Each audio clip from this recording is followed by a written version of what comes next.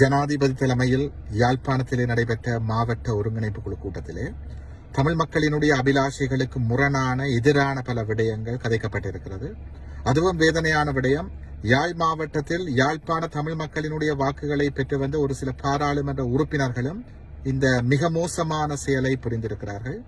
அதிலும் ஒரு பாராளுமன்ற உறுப்பினர் சொல்லியிருக்கிறார், காணாமலாக்கப்பட்ட உறவுகளுக்கு நட்டஈடு வழங்கப்பட வேண்டும் என்றும், தையிட்டியிலே தனியார் காணிகளை ஆக்கிரமித்து அமைக்கப்பட்டிருக்கின்ற சட்டவிரோத விகாரையை அகற்றுவதற்கு பதிலாக மக்களுக்கு மாற்று காணிகளை வழங்க வேண்டும் என்றும் சொல்லியிருக்கிறார்.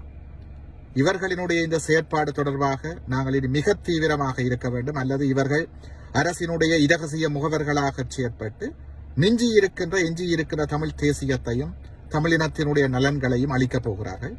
இவர்களுக்கு நாங்கள் தெரிவிக்க விரும்புகின்ற விடயம் என்னவென்றால், காணாமலாக்கப்பட்ட உறவுகளினுடைய அவலங்களோ வலிகளோ கோரிக்கைகளோ வேணவாக்களோ உங்களுக்கு தெரியாவிட்டால் நீங்கள் அமைதியாக இருங்கள். காணாமலாக்கப்பட்டவர்களினுடைய உறவுகளோ சொந்தங்களோ நட்டஈட்டை கேட்கவில்லை, சலுகைகளை எதிர்பார்க்கவில்லை. அவர்கள் எதிர்பார்ப்பது தங்களுடைய உறவுகளுக்கு என்ன நடந்தது, உண்மை கண்டுபிடிக்கப்பட வேண்டும். தங்களுடைய உறவுகள் உயிரோடு இருக்கிறார்களா இல்லையா, உயிரோடு இருந்தால் அவர்கள் உடனடியாக விடுவிக்கப்பட வேண்டும்.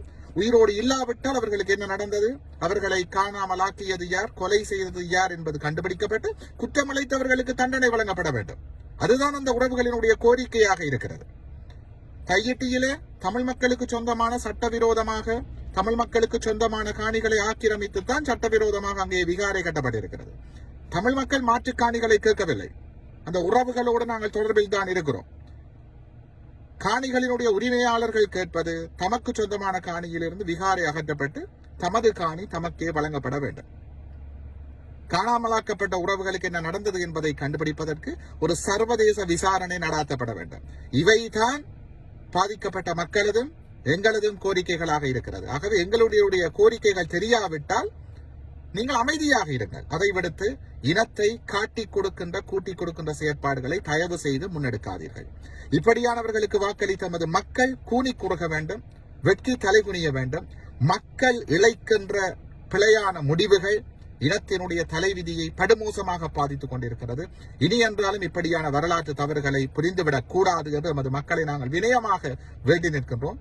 இப்படியாக தமிழினத்தினுடைய நலன்களுக்கு எதிராக செயற்படுகின்ற பாராளுமன்ற உறுப்பினர்கள் தமது செயற்பாடுகளை நிறுத்திக் கொள்ள வேண்டும், அல்லது இவர்களுக்கு எதிரான செயற்பாடுகளை நாங்கள் தீவிரமாக முன்னெடுக்க வேண்டும், அல்லது இவர்கள் அரசினுடைய இரகசிய முகவர்களாக செயற்பட்டு எஞ்சி இருக்கின்ற எமது தமிழ் தேசியத்தையும் தமிழினத்தினுடைய இருப்பையும் இல்லாமல் செய்து விடுவார்கள்.